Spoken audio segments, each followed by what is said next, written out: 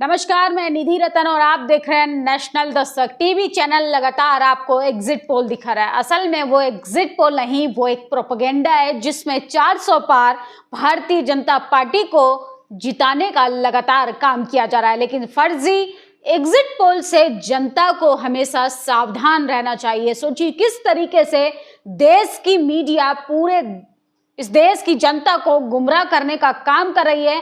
असल में जनता को गुमराह करने के साथ साथ सब टीआरपी का खेल है। सब अपनी टीआरपी बटोरने के लिए, ताकि ज्यादा संख्या में लोग इनके चैनलों को देखें जिनका बहिष्कार जनता 10 साल से कर रही है। टीवी अखबार की फजीयत हुई पड़ी थी, लेकिन एग्जिट पोल के गरमाते हुए मुद्दे ने उनकी टीआरपी को आसमान पर पहुंचा दिया। सबसे पहले आप इन अखबारों की हेडलाइंस देखेंगे तो आपको लगेगा कि सरकार जैसे जीती जिताई है। भारतीय जनता पार्टी ने सिर्फ चुनाव कराने का ड्रामा किया था। सोचिए, लगातार टीवी चैनल्स जो है वो 400 पार का आंकड़ा पार करा रहा है भारतीय जनता पार्टी को। लेकिन जनता से जब आप बात करेंगे, ग्राउंड पर जाके जब आप बात करेंगे, तो जनता आपको हकीकत से रूबरू कराएगी और बताएगी कि किस तरीके से सब मैनेज किया जा रहा है, कैसे डीएम को धमकाया जा रहा है, कैसे स्ट्रांग रूम में जाकर धांधली की जा रही है, कैसे ईवीएम की गड़बड़ी से सरकार जो है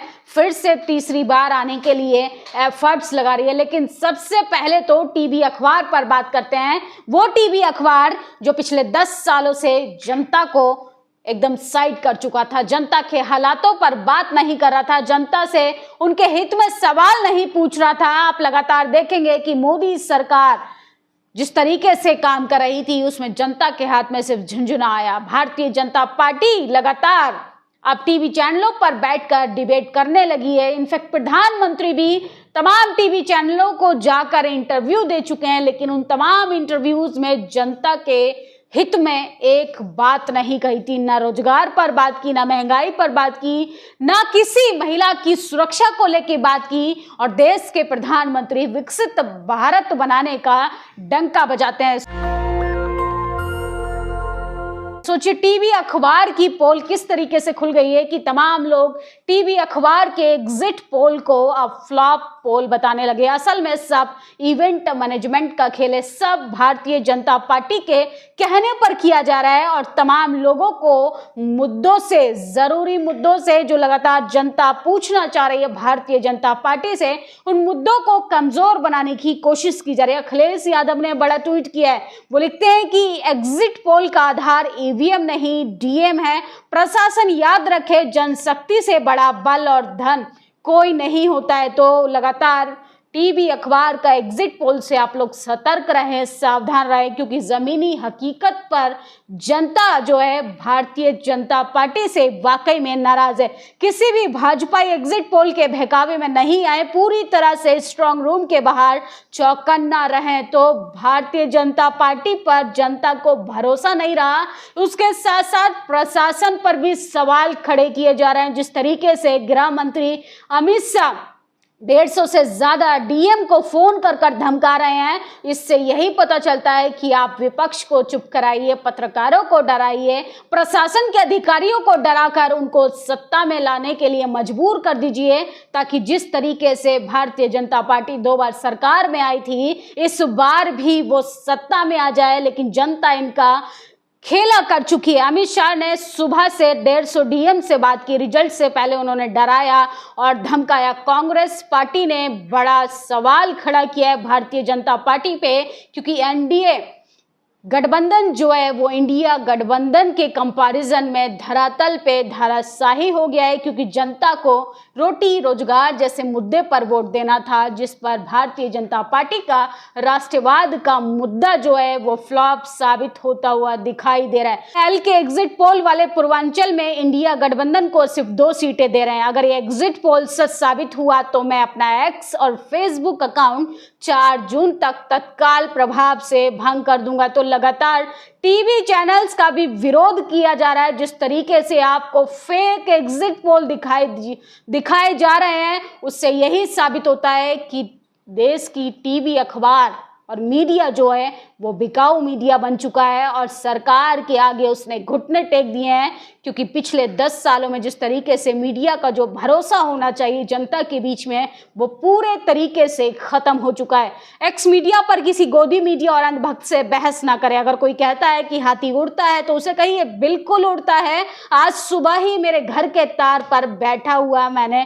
देखा। 2021 में पश्चिम बंगाल एग्जिट पोल कुछ ऐसे दिख रहे थे। किसी भी एग्जिट पोल में बीजेपी को औसत 120 से कम सीटें नहीं दी थी। वास्तविक परिणाम था टीएमसी 215, बीजेपी 77, लेफ्ट कांग्रेस 0 थी। तो टीवी अखबार के एग्जिट पोल से जनता को फिलहाल बचने की जरूरत है, क्योंकि ये सब टीआरपी का खेल है। एग्जिट पोल का सैंपल भाजपा प्रत्याशियों के परिवार के सदस्यों का लेकर बनाया गया है। फेक एग्जिट पोल से जनता सावधान रहे। एग्जिट पोल का आधार ईवीएम नहीं, असल में इस बार डीएम है। डीएमओ को जिस तरीके से अधिकारियों को, प्रशासन में बैठे तमाम लोगों को डराकर भारतीय जनता पार्टी इस बार 400 पार बेईमानी से जीतना चाहती है। प्रशासन याद रखे, जनशक्ति से बड़ा बल कोई और नहीं होता। तो तमाम प्रशासन के लोगों को भी भारतीय जनता पार्टी से सतर्क रहने की जरूरत है।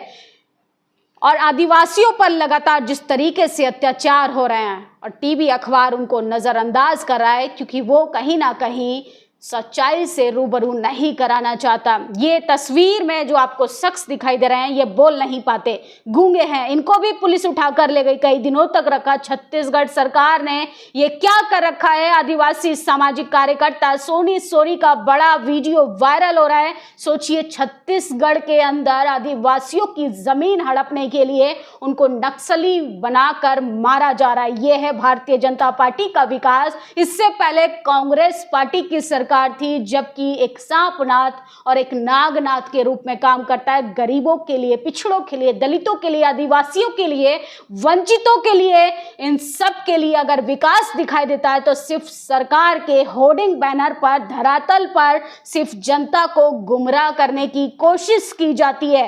तानाशाह के आगे नहीं झुकेगा केजरीवाल। तो आज केजरीवाल ने सरेंडर किया है और जिस तरीके से विपक्षी नेताओं को डराने की कोशिश की गई, हेमंत सोरेन को जमानत तक नहीं दी जाती है। सोचिए, जाति के इर्द गिर्द सारी चीजें यहाँ पर की जाती हैं। पार्टी के आधार पर जाति के इर्द गिर्द सारी चीजें घूमती हैं। ये फर्जी और गलत तथ्यों पर बनाया गया एक मुकदमा है। ये मुकदमा कोर्ट में नहीं टिकेगा। अरविंद केजरीवाल की रिहाई पर संजय सिंह का बड़ा ट्वीट है। सोचिए, जिस तरीके से लगातार विपक्षी नेताओं को कमजोर बनाने की कोशिश की जा रही है, असल में ये संवैधानिक अधिकारों को खत्म करने के लिए सरकार प्रयास कर रही है। 2014 में ऐसे फर्जी आंकड़े बने थे। ये साफ तौर पर दिख रहा है कि सारे एग्जिट पोल फर्जी हैं। जाहिर है, ये दर्शाए गए आंकड़े संभव ही नहीं। ये तो बात तो सर्वे एजेंसी भी नहीं जानती। सबसे अजीब बात यह है कि सभी प्रत्येक राज्य के लिए लगभग समान नंबर दे रहे हैं। आमतौर पर इसमें व्यापक विविधताएं होती हैं, इसलिए प्रत्यक्ष रूप से सभी एग्जिट पोल के हेर फेर किया गया। लेकिन क्यों? क्या इन्होंने ईवीएम या प्रक्रिया में हेरफेर किया है, या वास्तव में उन्हें ये सीटें मिलेंगी? आज फिर ये उचित ठहरा गया। क्या वे नौकरशाही पर कुछ गलत करने के लिए दबाव डाल रहे हैं? क्या वे क्षेत्रीय दलों को उनकी ओर ले जाने के लिए दबाव बना रहे हैं? यदि वास्तविकता संख्या कम है तो तुरंत भाजपा के भीतर विद्रोह हो जाएगा। क्या तत्काल विद्रोह को दबाने के लिए इन एग्जिट पोल में हेर फेर किया जा रहा है? सभी DM, x PM, Modi, HM को खुश करने की योजना बना रहे। समूचे विपक्ष को चौकन्ना रहते हुए हाई अलर्ट पर रहना होगा। देश की जनता से अपील है कि आपने परिवर्तन के लिए वोट डाला है, जबकि जबरिया बेईमानी की कोशिश सत्तारूढ़ दल डीएमएसपी द्वारा करता है तो करो या मरो, ये सब के लिए तैयार रहना होगा। जिस तरीके से आपको सरकार के द्वारा डराने की कोशिश की जा रही है। मध्य प्रदेश में महिला अत्याचार इतने क्यों हो रहे हैं? अभी सागर की नीतू मामला काफी गंभीर था। सलीम ने एक लड़की का बलात्कार कर लिया और ब्लैकमेल करके उसके परिवार के लोगों को डंडों से मारा। सोचिए, बेटी बचाओ बेटी पढ़ाओ का नारा देकर आए थे सरकार में, लेकिन देश के प्रधानमंत्री टीवी चैनल्स पर महिला सम्मान की भी बात नहीं करते। जब जब उनसे सवाल पूछा जाता है वो मौन हो जाते हैं। असल में वो मौन नहीं, जनता को गुमराह करने के लिए सब ड्रामा क्रिएट करते हैं। ये जागरूकता है और इस वक्त जागरूक रहने की सख्त ज़रूरत है। पीठासीन अधिकारी ने फॉर्म 17C न देने पर सपा के कार्यकर्ताओं ने ईवीएम मशीनों को स्ट्रांग रूम में ले जाने से रोक दिया। आखिर फॉर्म 17C देने से अधिकारी क्यों इनकार करें? मंशा क्या है इनकी? क्या भारतीय जनता पार्टी बेईमानी से चुनाव जीत रही है? बड़ा अहम सवाल खड़ा होता है। महाराष्ट्र के बब्बर शेर ने मजबूती से दहाड़ लगाई। इंडिया गठबंधन 295 310 के बीच में सीटें आ रही हैं। हम केंद्र में सरकार बनाने जा रहे हैं। एग्जिट पोल मटका है, जितना पैसा लगाओ उतनी सीट पाओ। शिवसेना से संजय राउत का बड़ा बयान आया है। नगीना से चंद्रशेखर आजाद जो है वो चुनाव जीतते हुए दिखाई दे रहे हैं। अगर ऐसा है तो ये बहुजन राजनीति की बड़ी जीत होगी, क्योंकि लंबे समय से काम कर रहे जमीनी स्तर पर चंद्रशेखर आजाद को सड़क से संसद जाना बेहद जरूरी है। इंडिया गठबंधन की सरकार बनने जा रही है।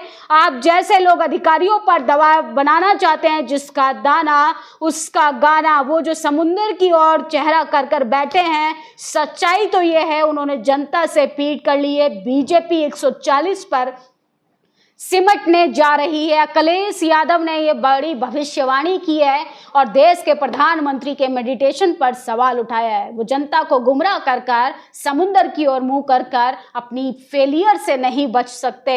मैं हैरान हूं, कुछ मीडिया एंकर्स उन वक्ताओं पर भी चुप करा देता है जो सरकार से सवाल पूछते हैं। तो टीवी चैनल्स की जो विश्वास था, भरोसा था जनता के बीच में, पूरे तरीके से खत्म हो गया है।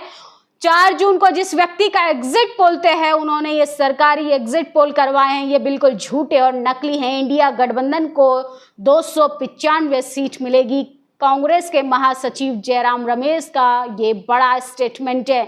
और बलिया लोकसभा क्षेत्र में शहर कोतवाली अंतर्गत बहरी बूथ पर मतदान के बाद ईवीएम ले जा रही गाड़ियों को सपा के प्रत्याशी सनातन पांडे के बेटे की मौजूदगी में सपा समर्थकों ने रोका। कथित तौर पर फॉर्म 17C नहीं मिलने के कारण किया हंगामा। फॉर्म 17C मिलने के बाद गाड़ियों को छोड़ा गया। तो लगातार जगह जगह अपने अपने बूथ पर आप लोग निगरानी रखिए, क्योंकि भारतीय जनता पार्टी बेईमानी पर उतारू हो गई है। वो जनता के हक अधिकारों से ज्यादा चाहती है कि हम सत्ता में कैसे आए, बेईमानी से चुनाव कैसे जीते। और इन सब में मदद करने के लिए भारत का जातिवादी मनुवादी टीवी अखबार में बैठे तमाम पत्रकार जो लिबरल बनते हैं लेकिन असल मुद्दों पर खामोश रहते हैं, वो सब सरकार के साथ हैं। आप लोग अपनी प्रतिक्रिया जरूर दीजिए और जनता बताए कि आपका एग्जिट पोल क्या कहता है। क्या वाकई में मोदी जी तीसरी बार सरकार में आ रहे हैं या सत्ता से बाहर जा रहे हैं? शुक्रिया। नेशनल दस्तक की आपसे गुजारिश है कि अगर इसको बचाना चाहते हैं तो नेशनल दस्तक को सब्सक्राइब करने के लिए रेड कलर के सब्सक्राइब बटन को दबाएं, फिर बेल आइकन की घंटी दबाएं। नेशनल दस्तक को बचाने के लिए बहुत जरूरी है कि हर खबर को शेयर करें, लाइक करें, कमेंट जरूर करें।